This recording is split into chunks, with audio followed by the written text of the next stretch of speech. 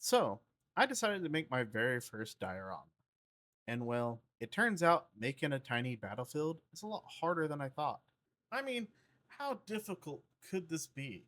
I've built frog tanks with foam, dry lock.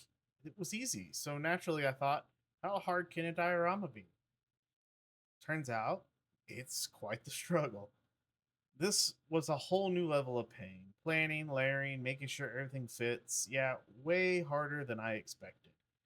And as you can see, I used aluminum foil to beat the tar out of it. It was completely pointless because I used dry lock paint, which just covered it up anyways. I smothered it in brown paint and then used Mod Podge to put over the flat spots so I could put sand all over it. After I put all the paint on it, I realized, hey, it was too light, so I had to go back over with a wash and wash it. But there was just so much going on that I didn't plan for, but somehow it started to come together. I learned a lot, mostly about patience and how much glue I could get on my fingers before questioning my life choices, but I did it. Will I do it again? Uh, Probably not. This is definitely a one-off thing. I wanted to learn whether or not I could do something.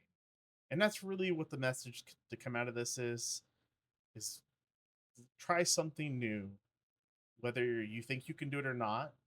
You'll be amazed at how much you can actually accomplish from that. Anyways, I'm taking up too much time as it is.